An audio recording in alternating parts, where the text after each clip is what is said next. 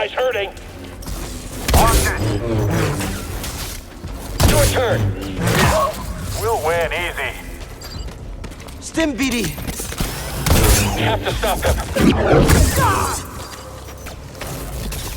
I'm sure we'll beat you.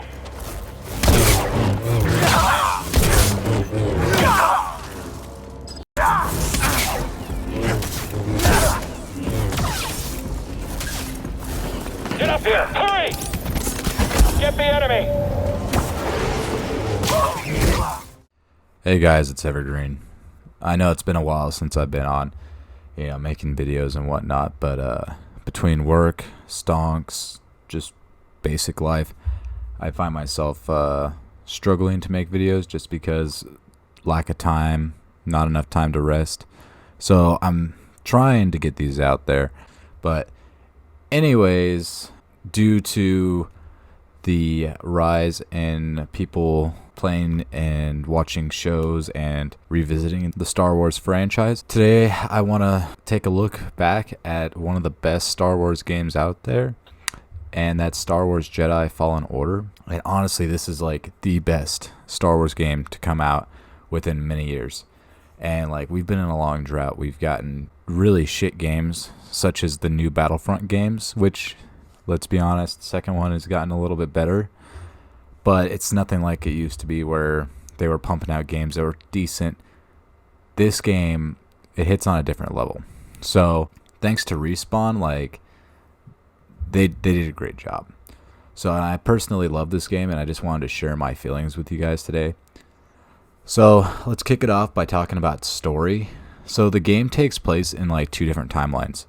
Like, you'll have flashbacks of pre-Order 66 and during Order 66, but it's constantly in the Purge times, like when the Jedi were being hunted, which is between A New Hope and Revenge of the Sith in the movies. So you play as Cal Kestis, and he's a Padawan that in Order 66, he went into hiding for many years due to the Empire hunting down the remaining Jedi. And he cut himself off from the Force because he didn't want to be brought into the light for the Empire to hunt him down. And he did pretty good for quite a while. He was working in a scrapyard, and then an accident happened that made him have to resort to his powers and using the Force. And so he saves his friend, but then an Inquisitor comes for him, and he's visited by, I would assume, the ghost of his master. And he basically says, "Yo, Cal, trust nobody, only the Force."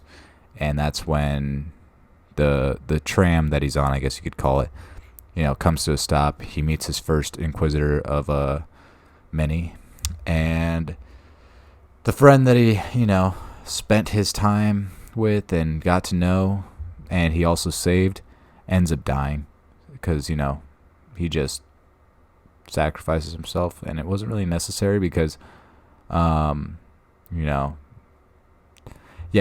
was an unnecessary death, but it is what it is.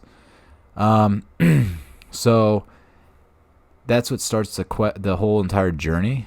But throughout the story, you go between planets and everything, and then you're basically trying to unlock a mystery of what happened to the Zepho people and figure out what they were, because they're like ancient, and you're following this guy Cordova's like trail, I guess you could say, and he's basically showing you where the Zepho are and giving you little clues of here and there of where to go to find like his Rubik's Cube of mystery.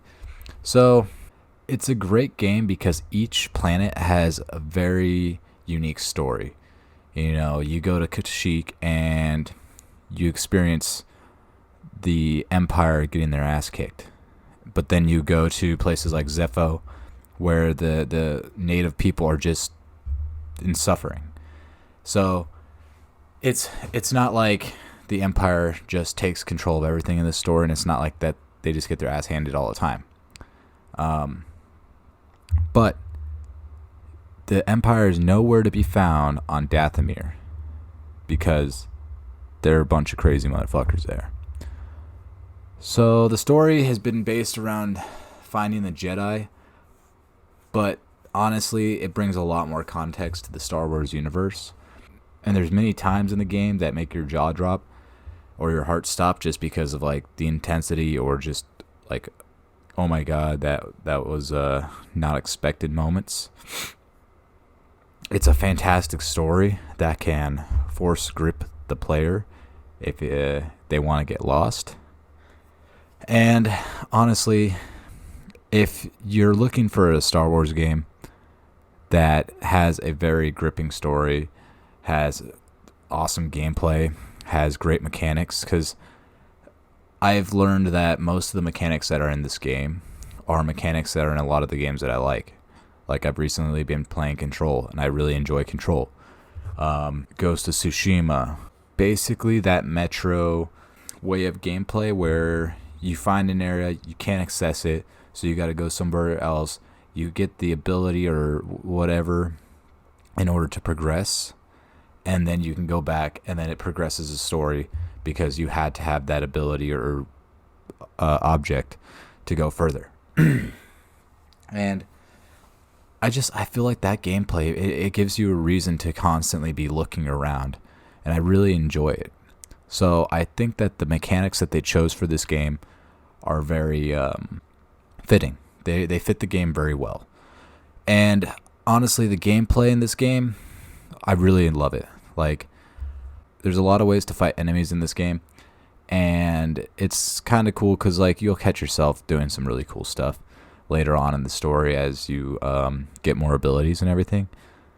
But it never felt like they just poured everything into you, overpowered like in Star Wars The Force Unleashed. I love those games, but Starkiller's overpowered as shit. In this game, stormtroopers actually give you like actual fight. It's not like they're all just one-hit kills. Like, there are some, that are like one-hit kills, but there's a lot of strategy to it, like when to block, when to parry, because it's the difference between a blaster bolt hitting you and you refracting that blaster bolt to hit somebody else.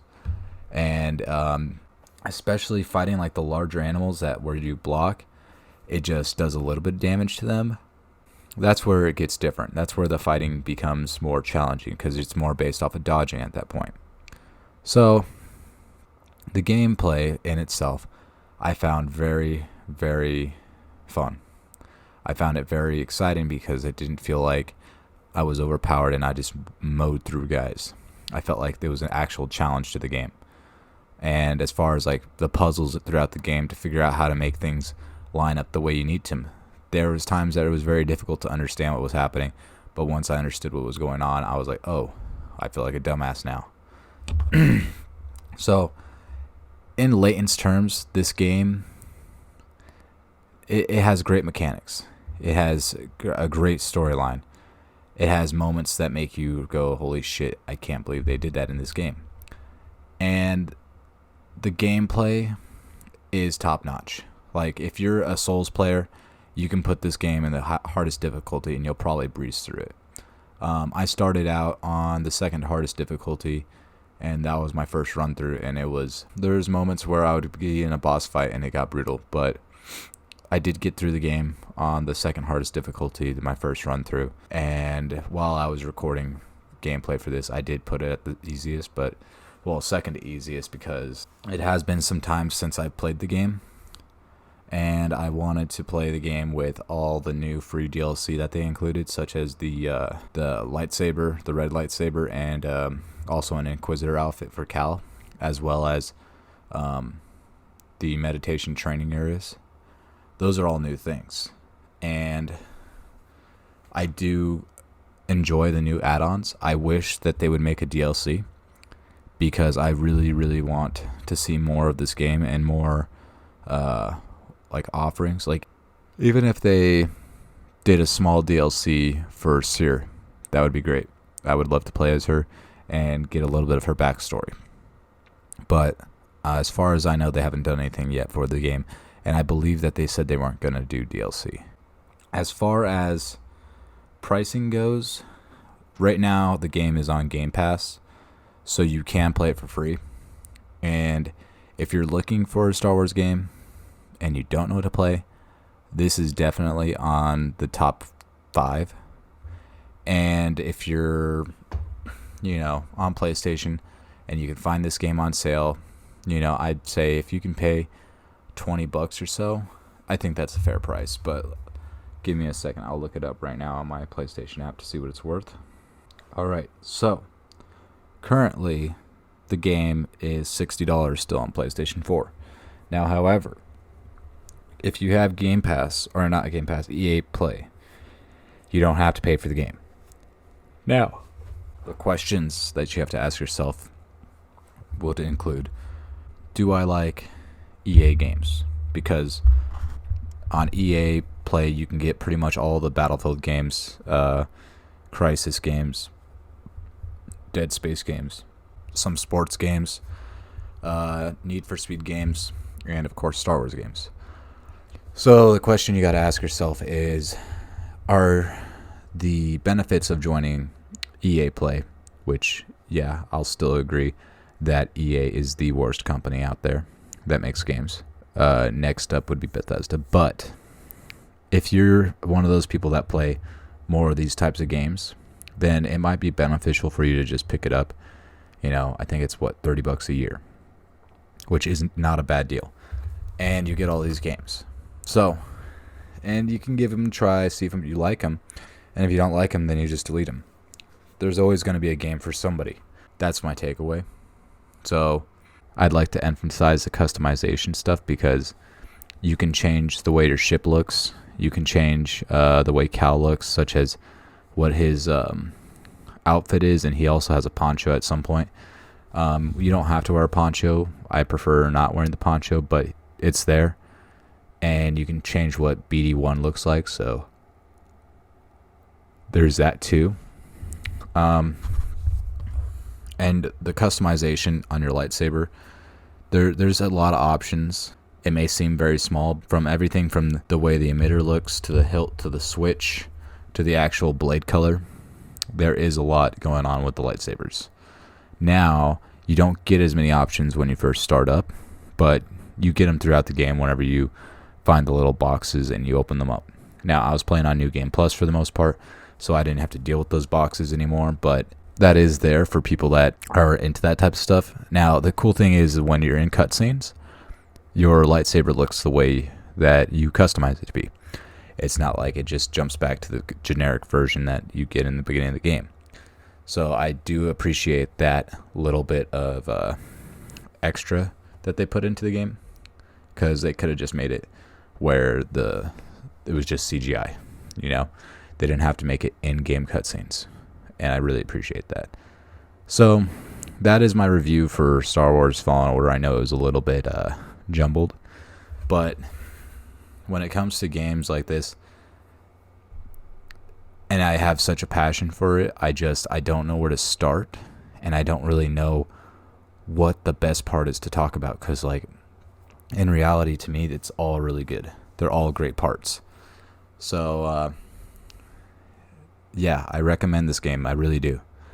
So if you like this video, I know I don't come out with them a lot, but it'd be great if you subscribed, like the video, maybe leave a comment, about what you enjoyed about this game. Try to stay away from spoilers, or at least put a warning out before you post anything spoilery, so that way people that haven't played this game don't have too much spoilers, because I try to keep this as spoil free as possible. So yeah, so leave a like, subscribe, comment, and this is Evergreen. Peace, love, homie.